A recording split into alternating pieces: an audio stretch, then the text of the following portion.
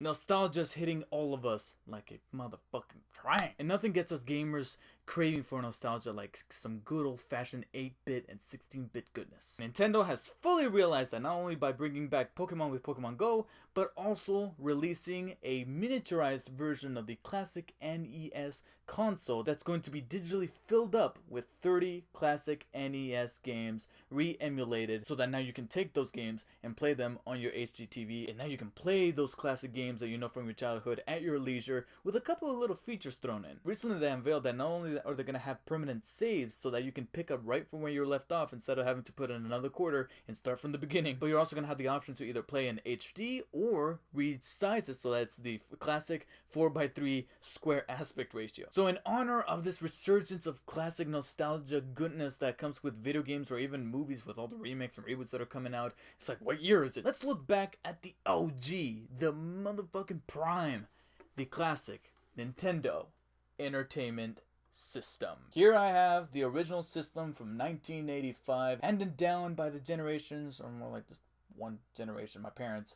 This is their console, technically speaking. They brought it over from their original place down in Pomona, I believe, and this is the original console from 1985. Maybe they bought it in 86 or something like that, and that explains a little bit of the wear and tear. It's got some dust, but besides that, it's also lacking that gray color. It looks more like a yellowish tint, and that's because it's old. It's old. It's got some mileage on it, and the buttons still work. It doesn't have any cables. I don't have any cables with me, but I believe if you hook it up with the proper cables and the proper peripherals, I think this thing might still work. And I don't have it with me. It's there. It's packed away somewhere. But not only do I have like two of the classic NES controllers, but I also have the shotgun that you would play Duck Hunt. And of course, not a day went by that I didn't try to shoot the fucking dog. I love animals, especially dogs. I love dogs. But that little bitch has to die. And it still opens up, and inside you still got the little compartment that you have to press down and just pinch me. Got the inputs for the controllers. Then in the back you got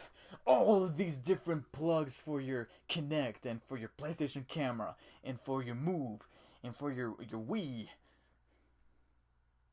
Just one plug right there. And then on the side, the audio and video cable. So yeah, this really does bring back memories.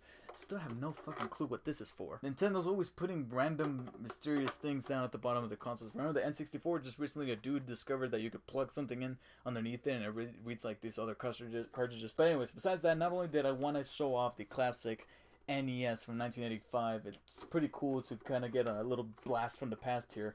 But I also happen to have my collection of NES video games. Not gonna try to spend too much time on these because they were it was a simpler time. The games were a little bit simpler, 8-bit, 16-bit, whatever. So I don't think I'm gonna be talking about them too much, except how cool the cartridges were in terms of the artwork and having to be able to hold the cartridge in their hand and plug it in and finally play the game, only to have to blow back in it.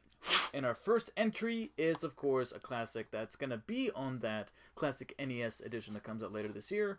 Excitebike. There's some kind of simplicity about Excitebike that was really fun and charming to play and run up those ramps and then just jump to the side, and then seeing your dude wipe out only to like crawl back to his bike. It was always great. What made it even cooler was the fact that this was probably one of the first games to allow you to customize and build your own tracks, build your own whatever. And Excitebike was able to pioneer that. At least for me, it was one of the first games, and not the first game, that has some customizable thing in it that I was able to actually tamper with and create that I could call my own. Not only do I have the cartridges, but I also have the little sleeves that they threw in there. Nintendo, little sleeve right there, and that was pretty cool. Next is Renegade. This was also a very fun action game. Some weird designs when it came to the pixelization, like there was this woman who I could have sworn was a transvestite, that really large transvestite that I had to kill. But not only was it a fun game, it was also a little bit of a challenging game. I don't think I've ever beaten that, and it might just be nostalgia talking, but I really do wish that this did make it onto that 30 game collection that's going to come packed in the classic NES. I just noticed there's a little tagline at the top. It says, 2 a.m. is no time to be alone in the subway, and you're about to find out why. Renegade. Bases loaded 2, second season. Gee, I wouldn't have guessed if it was the second game, it would come with the second season. I'm not going to beat around the bush. It's a baseball game, and that was pretty much what it was, but there was a level of charm to the way the menus were designed, some of the little visuals that you would see whenever somebody would like strike out or hit a home run, as well as the music that would play along with it, that still brings me back memories should I pop this in and play it, especially since this was actually one of the games that brought my mom and dad together and almost made them tear each other apart because my dad just couldn't have it to be the loser. Ooh, here's one from a company that used to be cool and now is a total douchebag. Konami presents Top Gun. However, I don't believe this is supposed to be remotely close to the movie. In fact, I think this is a little bit of a spin-off from the movie. It's called Top Gun: The Second Mission. To this day, I did not know that it was just the second mission. I thought it was just called Top Gun, but it looks like it's supposed to be like a video game sequel to the movie, except there's no actual story characterization. It's just a bunch of missions, and you have to like land your plane accordingly, shoot the pilots out of the sky. And I feel like the way it was designed was a little ahead of its time, because there were moments where I would play this game and I'm like, where is he? And I just couldn't find it because the pixelization kind of got in the way of me trying to navigate the skies and trying to pick out my enemies before being taken out myself. I got soccer. Ooh, here's one that I wouldn't mind finding like a week, like a vacation or something like that, plugging in the classic NES and trying to beat this game authentically. And that is Batman, the video game. Even back to the NES days, I had to have myself a Batman game. And this game was pretty cool. Soundtrack was awesome. The design, the side-scrolling. It's funny that Batman was purple because, you know, Prince. But this is an adaptation from the guys over at Sunsoft from the movie. This was a pretty cool game, and this is one of the few that actually stuck around for quite some time. Other games on the NES or even the N64 I would give up on, but this is one that I always came back to, not only because it was Batman, but because you were able to do Batman things. Throw the Batarang, grappling hook, bombs, all these cool little stuff, and go through Gotham City, platforming across like Batman generally would. And I really do mean it when I say that I would love to revisit this game and hopefully come face to face with the Joker. Okay, so as it turns out, unless I'm missing cartridges again, I don't think my collection for the NES was all that big as I remember it to be. We're coming down to the pipeline here. Second to last will be, of course, the one game that you had to own if you had an NES. Of course, I'm talking about Super Mario Brothers, that came with Duck Hunt. Where it all started. Super Mario Brothers. The days where I would be stuck as second player. Caesar, my older brother, who's first player now, bitch. Still hate the dog, though. Still hate the dog. Not much more that I can say about this game besides the fact that it was one of the staples that you had to play.